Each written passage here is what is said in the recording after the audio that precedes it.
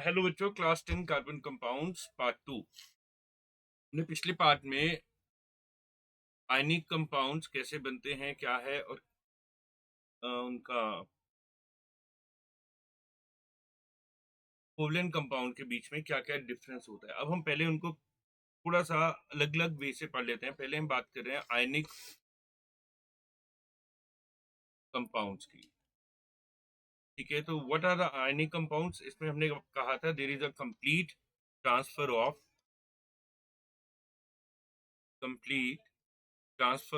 Electrons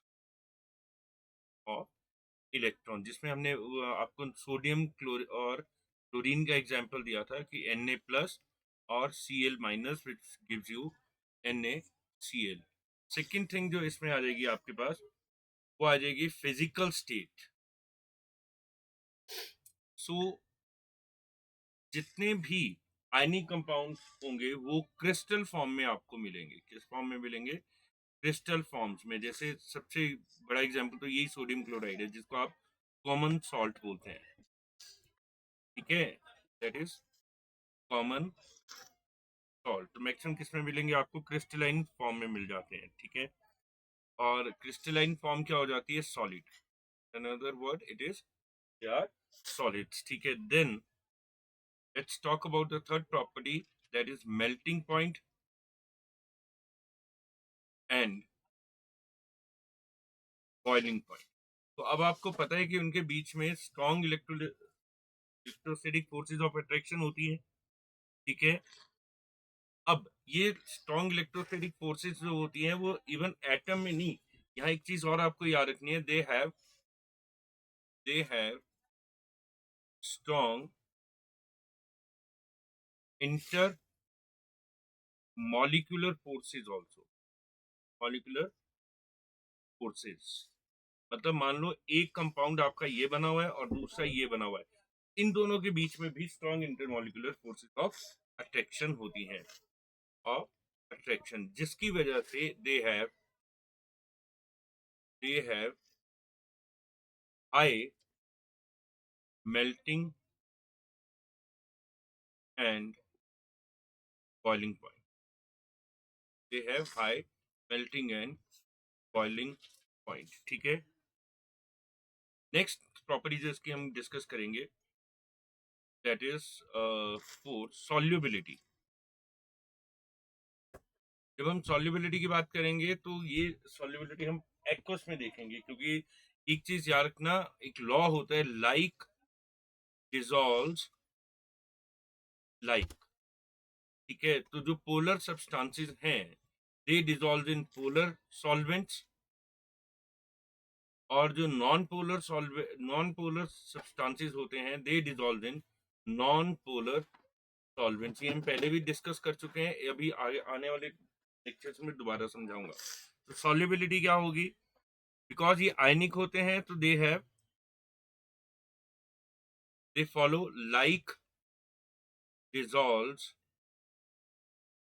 like. तो they are polar substances. तो polar substances dissolve in polar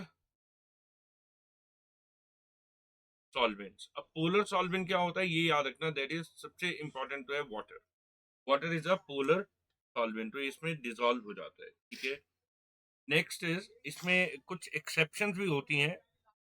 there are certain ionic compounds such as, जिनमें से पहला है, मैं पहले इसमें एक्सेप्शन लिख देता हूँ। एक्सेप्शन में है सिल्वर क्लोराइड। ठीक है, बेरियम सल्फेट। ठीक है, they are insoluble in water, वो वाटर में सॉल्युबल नहीं होते। ठीक है, then electrical conductivity. Electrical conductivity, now what do you mean by electrical conductivity? They conduct electricity when dissolved in water, dissolved in water. पानी में डिजोल्व नहीं करेंगे तब नहीं करेगा वो, लेकिन when they are dissolved in water they conduct electricity. Next is nature of reactions. ये बहुत इंपॉर्टेंट है, यहाँ से आपको केमिस्ट्री समझ आनी जाती है. Nature of reactions. ठीक है, अब जितने भी सॉल्ट्स होते हैं दे undergoes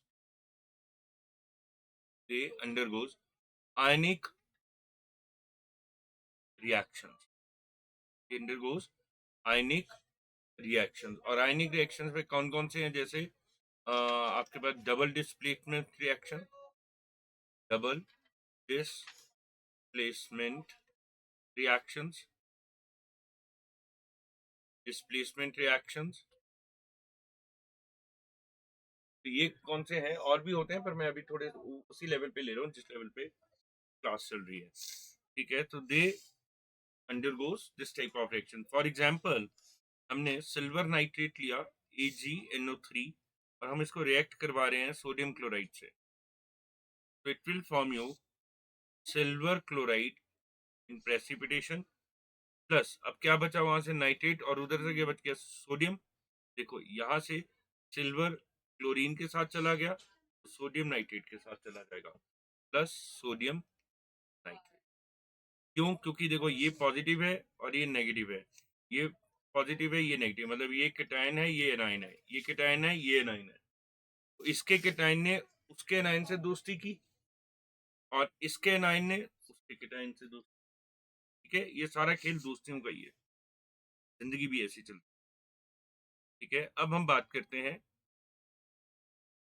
यहाँ हमने आयनिक कंपाउंड्स की बात की, अब मैं इसके बिल्कुल साथ ही एक लाइन लगाता हूँ.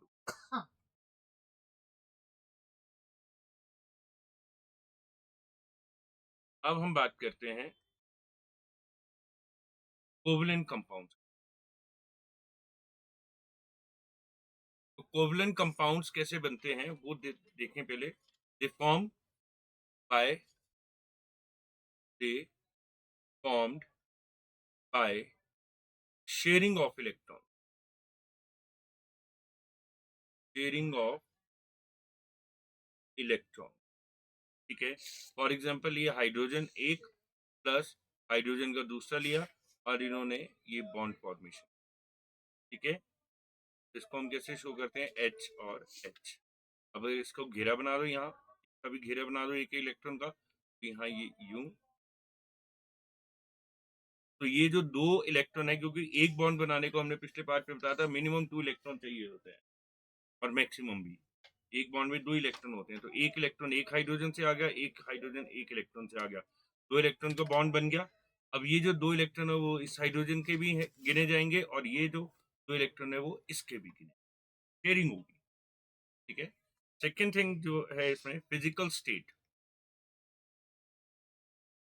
फिजिकल स्टेट, अब हम बात करते हैं फिजिकल स्टेट की. तो फिजिकल स्टेट क्या होगी, बिकॉज इनमें strong electrostatic forces of attraction नहीं होती है. ठीक है, they exist in solid, liquid and even in gaseous state, gaseous state. ठीक है, हम आगे आकर एक एक समझेंगे कि कौन कौन से कैसे हैं. ठीक है जी, जैसे क्लोरीन है वो गैसियस स्टेट में होता है, ब्रोमीन जो है वो लिक्विड स्टेट में होता है, और आयोडीन जो है वो पूरे सॉलिड स्टेट में तो नहीं होता, पर चलो सॉलिड स्टेट में ही होता है.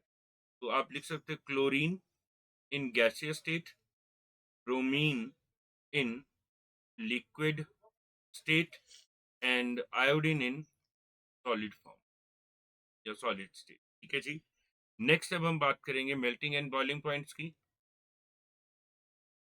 Melting and boiling point. ठीक है, तो अब हम बात करते हैं मेल्टिंग एंड बॉइलिंग पॉइंट में क्या होने वाला है. ठीक है, अब they have weak van der Waals forces of attraction. ठीक है, hence they have low melting and boiling.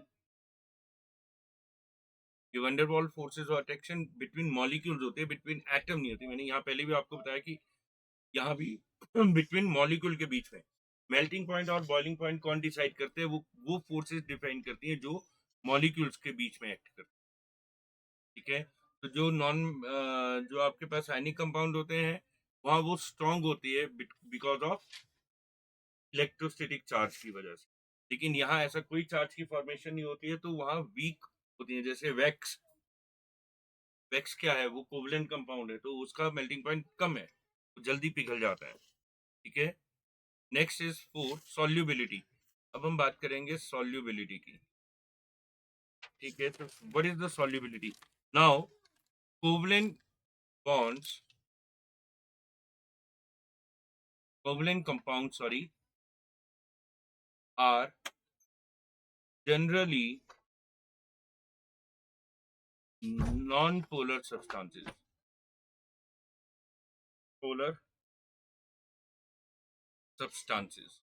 So hence, they will dissolve in, भैया तो किसमें they will dissolve in non-polar solvent. इसमें होता है non-polar solvent. और non-polar solvent आपके पास कौन सा है? पहला है कार्बन डाइसल्फाइड, दूसरा कौन सा है? इथेनॉल C2H5OH, और तीसरा है एसीटोन।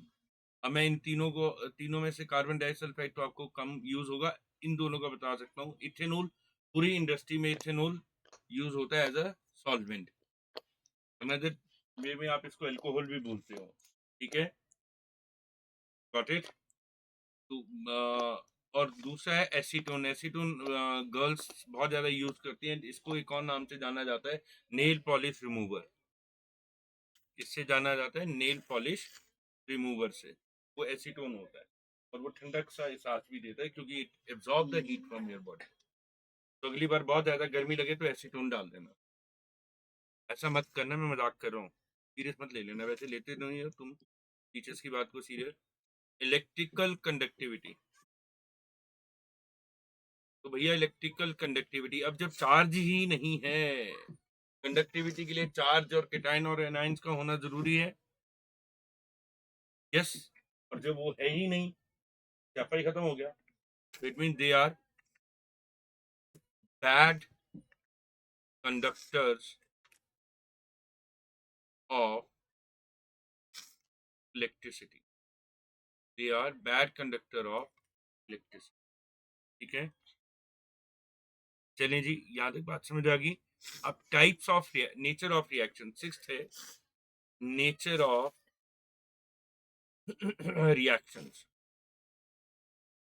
हाँ, कुछ बच्चे ये सोचते हैं कि ये ऐसी क्वेश्चन एग्जाम में आ जाते हैं। भैया एग्जाम में ऐसे क्वेश्चन नहीं आएंगे, वो इनके बीच में से क्वेश्चन फ्रेम करके देंगे। तो ये बेसिक्स आपको पता है, then only you are be able, तभी आप उनका आंसर दे पाओगे।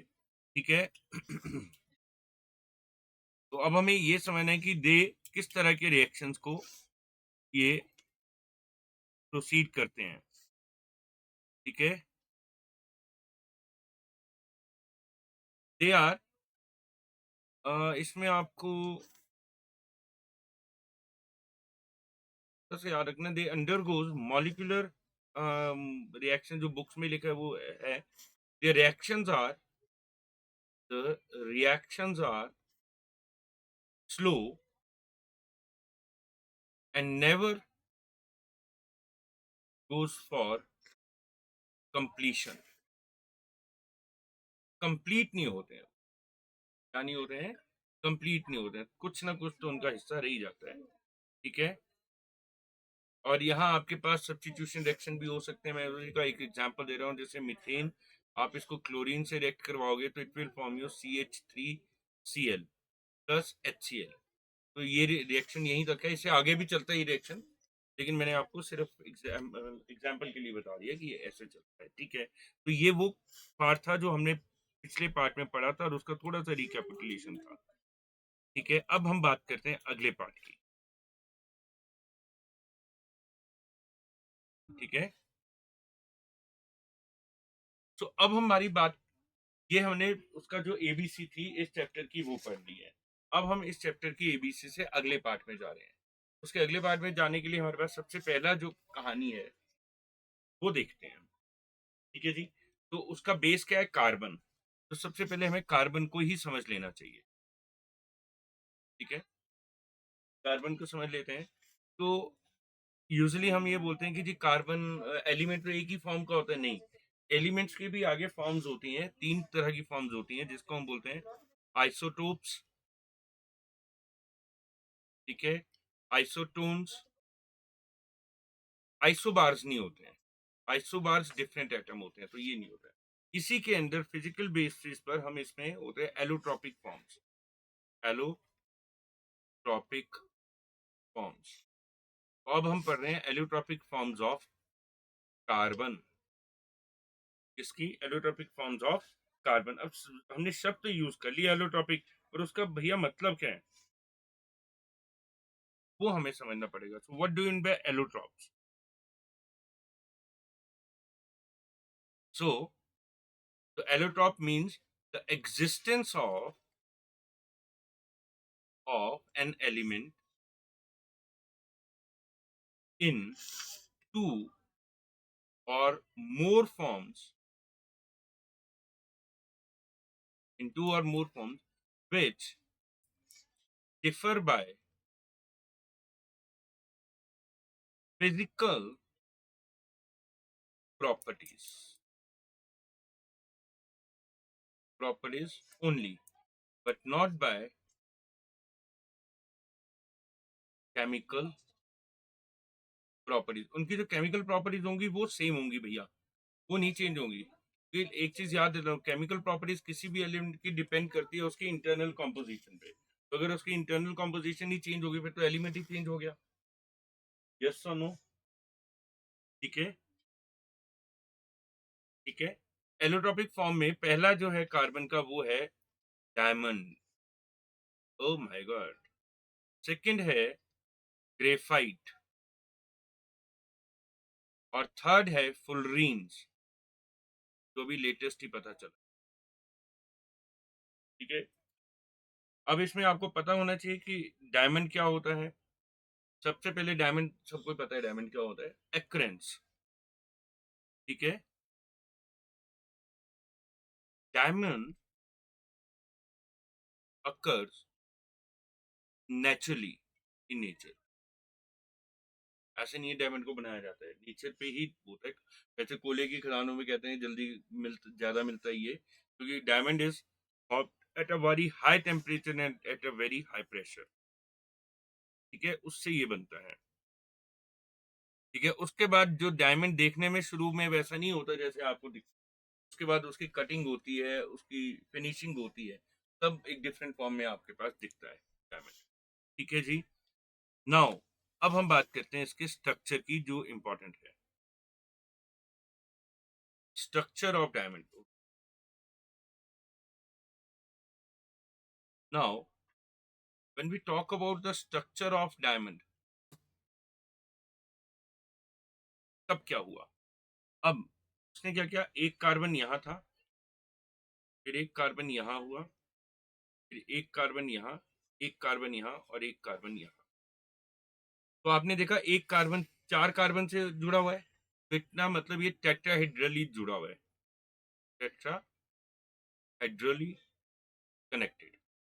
Each carbon is connected to other four carbon है, तो ये भी ऐसे ही तीन कार्बन से जुड़े होंगे,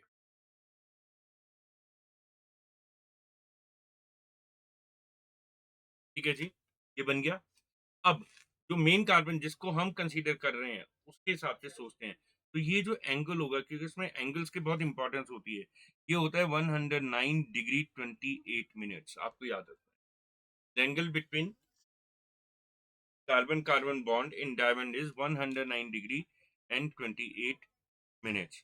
एंड द बॉन्ड लेंथ भी बहुत इंपॉर्टेंट होती है. जब आप +1 +2 की केमिस्ट्री पढ़ोगे तब आपको बहुत पता चलेगा इनकी इंपॉर्टेंस क्या है. तो it is 154 picometer. 154 picometer. So they have a tetrahedral arrangement, a very strong arrangement.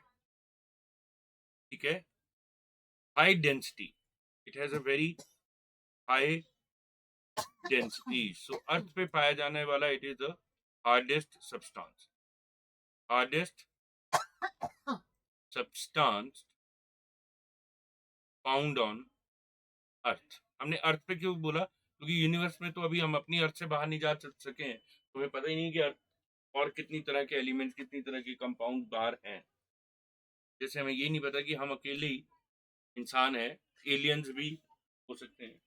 जैसे हम उछलते कूदते इधर उधर भेज रहे, किसी ने आकर कोई ना कोई एलियन बोलेगा हेलो आ जाओ बेटा बाहर, जरा बहुत तमाशे कर लिए तुमने, छोटे छोटे जहाज उड़ाई जा रहे हो, कम एयर. They have high melting points. They have high melting point. ठीक है. Got it. They are electrically and thermally bad conductor. ना तो वो गर्म होते हैं, ना ही वो इलेक्ट्रिसिटी को कंडक्ट करते हैं. अब इसका फायदा क्या होता है? बहुत सारी ऐसी मशीन्स है जिनके एज पे डायमंड लगाया जाता है इसी चीज के लिए, because it is the strongest. तो आपने कभी देखा होगा वो नहीं करते हैं, शीशा काटते हैं, वो इसी की वजह से काटते हैं. ठीक है. देन फिफ्थ, अब यहाँ फिजिक्स को जोड़ेंगे. They have highest refractive index. तो फिजिक्स में मैंने अपने उस पार्ट में बताया था, जब हमने रिफ्रैक्शन पढ़ा था, कि the diamond has the highest refractive index 2.42. और जितना ज्यादा इंडेक्स होता है उतना ज्यादा ही वो डेंस होता है. इसलिए ये हमारे पास प्रूफ हो गया. तो इनका यूजेस बहुत होता है because of hardness. The diamonds are use for cutting glass and making boards for drilling machines. Diamonds are used for making dyes for drawing the thin wires from metals. Metal की बहुत पतली पतली wire बनाने के लिए भी diamond का use होता है. ठीक है. So when diamond is cut and polished, brilliant light is reflected from its surface, and that is why they are used for in jewelry and gems. ठीक है. और अब तो आई सर्जन यूज करते हैं इसका to remove cataract from eyes. कौन use करते हैं भैया? कौन करते हैं? Eye surgeon. ठीक है. अब हम बात करते हैं ग्रेफाइट की. यहाँ अब ग्रेफाइट का स्ट्रक्चर जो है वो हेक्सागोनल है. तो कई बार इसको बनाना बड़ा डिफिकल्ट सा होता है. इसका मैं एक तरीका बताता हूँ. पहले एक यहाँ गोलू लगाओ, फिर इसके इधर गोलू लगाओ, फिर बिल्कुल इसके नीचे गोलू लगाओ, फिर थोड़ी दूर ले जाओ और एक और गोलू लगाओ, फिर यहाँ और फिर यहाँ. तो अल्टीमेटली मैंने ये बोला कि हेक्सागोनल हेक्सागोनल बनाओ. ठीक है. फिर ये वाला है ना, ये वाला कार्बन है, इससे इधर को गोलू लगाओ, फिर यूं को गोली लगाओ, फिर यहाँ आ जाओ, फिर ये सीधा ले जाओ यहाँ तक, फिर ये बन गया. ठीक है. ऐसे ही इधर वाले के साथ करना है हमने. ये ऐसे ही आप इधर कर सकते हैं.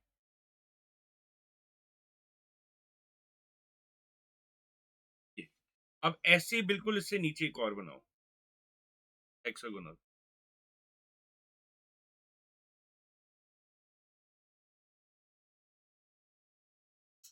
ठीक है. ये देखो ये बन रहा है ना.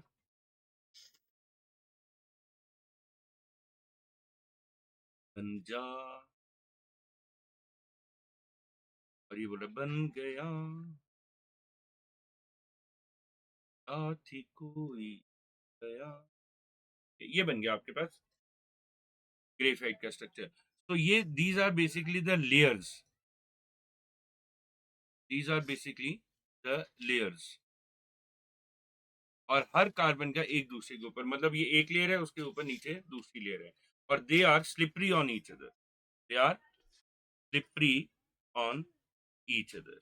ठीक है, यहाँ तक बात समझ आएगी बच्चे? Now the structure of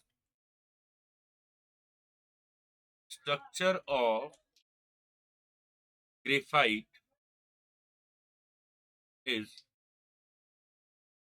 hexagonal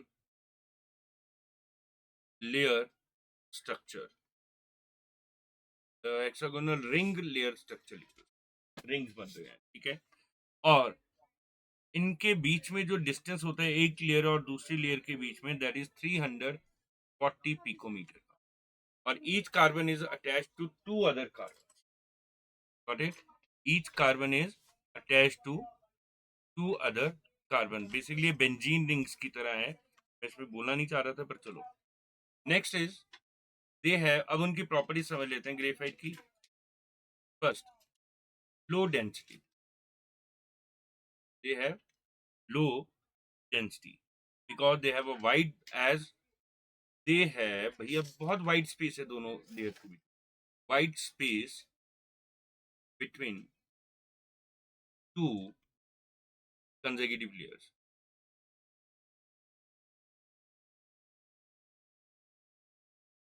consecutive layers, ठीक है जी।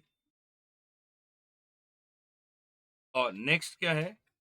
दे are soft, diamond was hard, they are soft. Third, they conduct electricity and heat up to some extent, बहुत ज्यादा तो नहीं करते हैं बट कुछ एक्सटेंट तक, बिकॉज ये layers are movable on each other, को मिल जाती है, कुछ फ्री इलेक्ट्रॉन मिल जाते हैं, वैलेंसी इलेक्ट्रॉन, तो दे आर somehow, तो they are good conductors of electricity. Some books say, some books say something else, but still they are a conductor of electricity, ठीक है, and heat also, and heat also. They are used as a lubricants, they are very good lubricants, graphites are very good lubricants, ठीक है। और एक इसमें और होता है बच्चे, they are non volatile in nature, they are non volatile, volatile का मतलब कि हीट मिलने पे वो इवेपोरेट नहीं होते हैं, ठीक है। यहाँ तक समझ आ गया बच्चा? अब फुलरीन्स पर आ जाते हैं।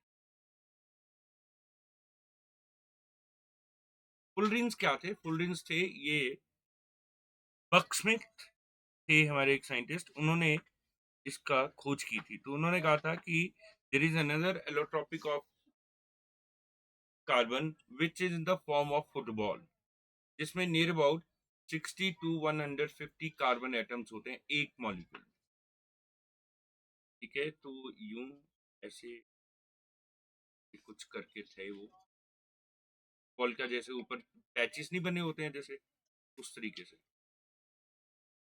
ठीक है, हेक्सागोनल रिंग में, ठीक है। So it is a full range, उनके नाम पर ही बक मिनिस्टर बोलते थे, बक मिनिस्टर फुल रेंज, और अब उसको सिंपल हम फुल रेंज ही बोलते हैं, ठीक है। यहाँ तक बात समझ आ गई पुत्रों? अब चलते हैं आगे। ये था कार्बन की एलोट्रोपिक फॉर्म की कहानियां। ये आप थोड़ा सा और भी इसमें रिसर्च करके और ज्यादा पढ़ सकते हैं, मैंने आपको इसका वाइड व्यू दे दिया थोड़ा सा, और वाइडर व्यू आपने खुद बनाना है, ठीक है? अब मैं आज का जो लास्ट टॉपिक है मेरा, वो है कार्बन का नेचर, अकेले कार्बन, सिंगल कार्बन। तो कार्बन का एटॉमिक नंबर कितना होता है जी? 6। के में 2 इलेक्ट्रॉन, एल में 4 इलेक्ट्रॉन। तो हमने ये बात पहले भी की थी कि कोई भी एलिमेंट जो है वो 3 इलेक्ट्रॉन से ना तो दे सकता है ज्यादा, ना गेन कर सकता है। तो एक कार्बन जब यहाँ आ जाता है तो इसके पास ये 4 इलेक्ट्रॉन होते हैं। अब इन 4 इलेक्ट्रॉन्स को वो क्या करेगा? अल्टीमेटली शेयर करेगा। क्या कर सकता है? सिर्फ शेयर कर सकता है, ठीक है। तो सबसे इजीएस्ट कौन सा है? हाइड्रोजन। इजीएस्ट कौन सा है? हाइड्रोजन। तो ये हाइड्रोजन का एक एटम लग गया, यहाँ हाइड्रोजन का दूसरा लग गया, यहाँ हाइड्रोजन का तीसरा लग गया। तो एक कार्बन में एक एक इलेक्ट्रॉन लेके 4 हाइड्रोजन लगे हैं, तो it means it has a tetravalency. कितनी वैलेंसी है उसको?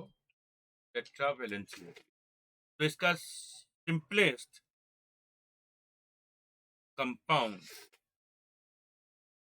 With hydrogen is carbon 1 2 3 N, जिसको हम मीथेन के नाम से जानते हैं। ये थोड़ा गंदा सा बन गया, कुछ गंदा सा बना कंपाउंड है भाई। जो देखते हैं पूरी बनेंगे सी, फिर यहाँ एच, फिर यहाँ एच, एच और ये एच। ठीक है, तो इसका पहला कंपाउंड है। अब इसकी दो प्रॉपर्टीज हैं इसकी जो हमें बहुत अच्छे से पढ़नी है। द फर्स्ट इज, पहली तो देख ली टेट्रावेलेंसी, दूसरी बहुत इंपॉर्टेंट है कैटिनेशन। दूसरी प्रॉपर्टी क्या है? Catenation. The ability of carbon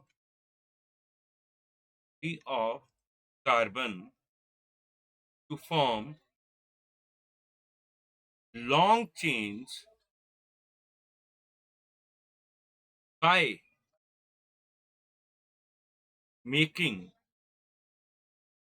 bonds with other carbon atom. ठीक है, लाइक एक कार्बन, फिर दूसरा, फिर तीसरा, फिर चौथा, फिर पांचवा, ऐसे करके बहुत सारे। और ये ऐसा नहीं है कि 6 तक ही जाएगा, 100 तक चले जाता है ये कम। ठीक है, यहाँ तक। अब इसमें एक चीज और याद रखना कि ऐसा नहीं है स्ट्रेट चेन ही बनाएंगे, ये क्लोज चेन भी बना देते हैं ऐसे, जिसको हम साइक्लिक, ये नॉर्मल है और इनको बोलते हैं साइक्लिक कंपाउंड। तो मेरा नेक्स्ट जो टॉपिक होगा, नेक्स्ट जो पार्ट हम बनाएंगे, उसमें हम different type of carbon compounds को पढ़ेंगे, और वो पढ़ेंगे हम +1 के लेवल पर, नॉट ऑन क्लास 10 के लेवल पर, जिसमें साइक्लिक भी होंगे, एरोमेटिक कंपाउंड होंगे, बेंजॉइड्स होंगे, वो सारे के सारे उसमें दिखाए जाएंगे। तो ये ओवरव्यू था। ओवरव्यू वाला जो ये 2 पार्ट्स थे, आपको इसको पढ़कर, बुक्स खोलकर उनको भी पढ़ना है। ये मत करना कि सिर्फ इसके भरोसे रहना है। समझ गए? आपको अपनी भी स्टडी करनी है, तभी आप सीखोगे। ऐसे नहीं कि सिर्फ टीचर के बेस पे, टीचर ने पढ़ा दिया हमने कर लिया। घर जाकर सब लोगों ने बैठ के पढ़ना है। ठीक है? ठीक है, थैंक यू।